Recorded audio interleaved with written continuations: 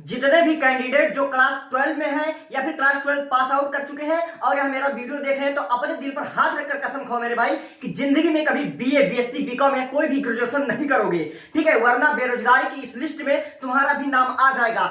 भारत में हर साल 25 लाख बच्चे बीए करते हैं, 50 लाख बच्चे बीएससी करते हैं और 35 से 40 लाख बच्चे बीकॉम करते हैं। हर साल लगभग 1.5 करोड़ लोग ग्रेजुएशन करते हैं और उनके ग्रेजुएशन करने का कोई मतलब नहीं होता, क्योंकि इस 1.5 करोड़ लोगों में सफलता केवल 1 लाख बच्चों की ही मिलती है। अगर असल जिंदगी में बीए का फुल फॉर्म पूछा जाए तो बीए का मतलब होता है बर्बाद आदमी। मेरे भाई बीए बीएससी करके केवल आप दहेज अच्छा पा सकते हो, ठीक है? केवल दिखावे के लिए यहाँ कि मेरी लड़की पढ़ी लिखी है, मेरे बच्चे ने इतना पढ़ा, इतनी सारी डिग्रियां देखकर केवल आप दहेज ले सकते हैं या फिर दहेज दे सकते हैं। इससे ज्यादा कुछ नहीं होने वाला है। इससे लाइफ चेंज नहीं होगा, बल्कि लाइफ और खराब हो जाएगा और अपने लाइफ का 3 साल या 4 साल जो आप बीए बीएससी ग्रेजुएशन में देते हो खराब हो जाएगा। ये अपने जिंदगी का 4 साल बर्बाद करने के बराबर है मेरे भाई, ठीक है? इसलिए इस वीडियो को अंत तक जरूर देखना अगर अपनी जिंदगी चाहते हो तो। बिना किसी लक्ष्य की जिंदगी जीने वालों की जिंदगी आज नहीं तो कल नर्क से बदतर हो जाएगी। उन्हें अपने आप से नजरें मिलाने में भी शर्म आने लगेगी। ये बात आज नहीं तो कल, कल नहीं तो परसों, लेकिन एक ना एक दिन तो तुम्हें जरूर सोचनी पड़ेगी कि काश हमने उस मोमेंट का, उस पल का जो कभी लौट कर नहीं आ सकता है, उसका हमने अगर सही तरीके से इस्तेमाल किया होता तो आज हमारी यह स्थिति नहीं होती। इतिहास गवाह है कि जिसने भी केंद्रीय विश्वविद्यालय से पढ़ाई की है उसका लाइफ सेट है, उसको आज तक बेरोजगारी का सामना नहीं करना पड़ेगा।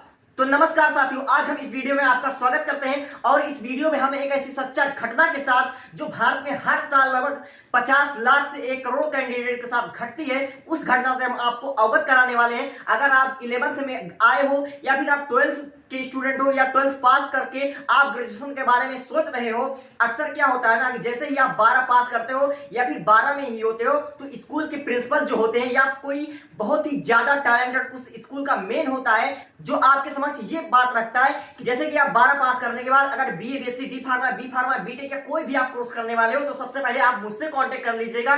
मैं आपको बहुत ही कम फीस में आपको डिग्रियां दिलवा दूंगा, मैं आपको बीए पास करा दूंगा, बीएससी पास करवा दूंगा, ये डिग्री दिलवा दूंगा, वो डिग्री दिलवा दूंगा। मेरे भाई सब ये दलाली है, सब मक्कारी है, सब झूठा है। लोग थोड़े पैसे के लिए आपका 4 साल 3 साल कैसे बर्बाद करते हैं, आपको कैसे इस्तेमाल करते हैं, शायद आपको ये पता नहीं है।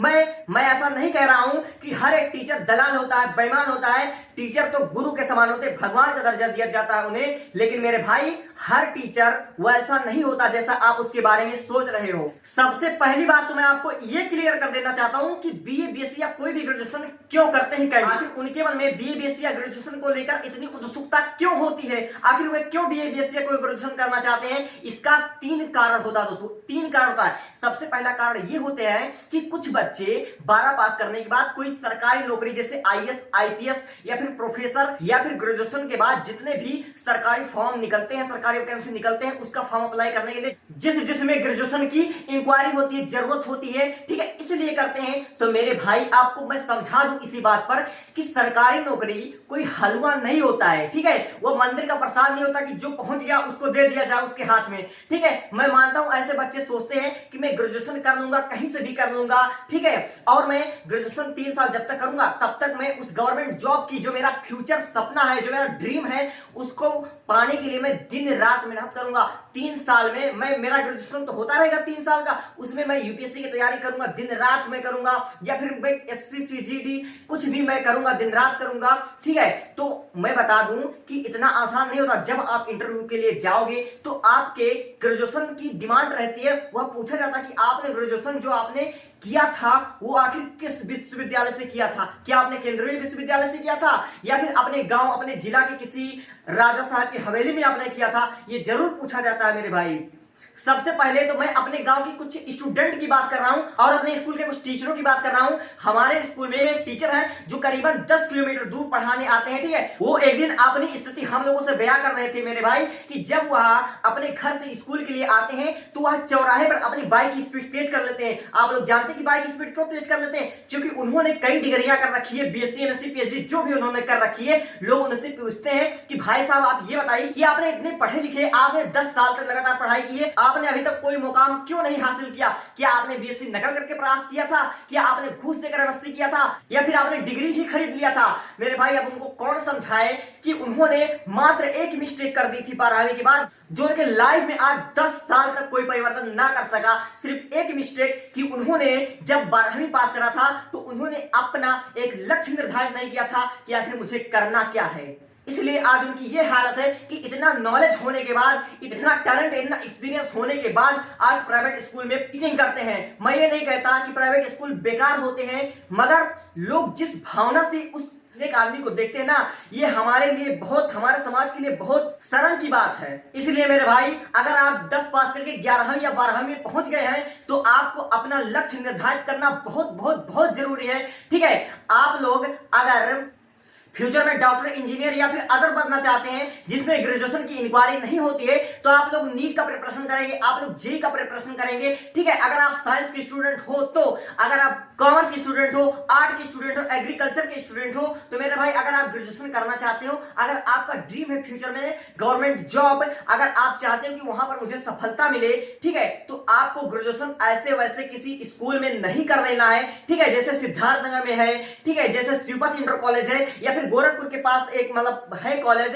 तो उसमें से आपको किसी में भी नहीं करना है ग्रेजुएशन। वरना मेरे भाई बहुत लोग मेरे गांव के कैंडिडेट हैं जो ग्रेजुएशन करने के बाद झांसी में दीवार पेंट कर रहे हैं। ठीक है, तो मैं नहीं चाहता कि मैं या आप ऐसी गलती करो। ठीक है, अगर आप ग्रेजुएशन करना चाहते हो फ्यूचर में, अगर आपका गवर्नमेंट ड्रीम है तो आप लोग सीयूईटी का एग्जाम फाइनल कीजिए। इससे आपको बीएचयू या फिर एनएम या किसी भी यूनिवर्सिटी में आपको अच्छा प्लेसमेंट मिल जाएगा। वहां से अगर आप कोई भी ग्रेजुएशन, पोस्ट ग्रेजुएशन, सीए करते हैं, बीटेक करते हैं या फिर एलएलबी करते हैं, कुछ भी करते हैं मेरे भाई, तो वहां से करने के बाद आप बेरोजगार हो ही नहीं सकते। वहां से करने के बाद आप कहीं ना कहीं सिलेक्शन हो जाएगा और अच्छे तरीके से सिलेक्शन होगा। अगर आप नॉर्मली बीटेक करेंगे तो आपकी सैलरी 20 से 25 हजार होगी। अगर आप वहीं पर आईआईटी, जेई, मद्रास यहां से अगर आप बीटेक करते हैं तो आपकी सैलरी 80 से 90 हजार हो जाती है। अगर आप केंद्रीय विश्वविद्यालय से करेंगे तो भी आपका 60 हजार कहीं नहीं गया।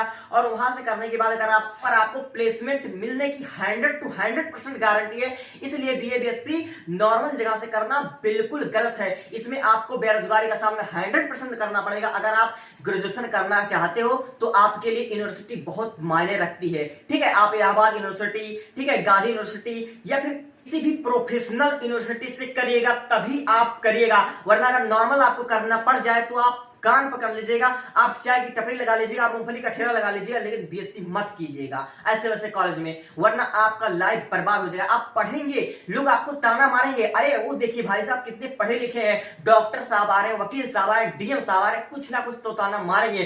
क्यों? क्योंकि आपने इतनी पढ़ाई कर ली और आपका कहीं अभी तक सिलेक्शन नहीं हुआ है। तो आज हमारा इस वीडियो में मेन मकसद यही था, ठीक है, कि जिस तरह से हम अपने जो हमारे आइडियल लोग हैं, जो हमसे 2, 4, 10 साल पहले पास कर चुके हैं, वो लोग जो गलतियां कर रहे हैं वो हमको बता रहे हैं और हम आपको बता रहे हैं और खुद से प्रॉमिस कर रहे हैं कि हम ऐसी गलती नहीं करेंगे। और आप भी खुद से प्रॉमिस कीजिए कि आप भी ऐसी गलती नहीं करेंगे।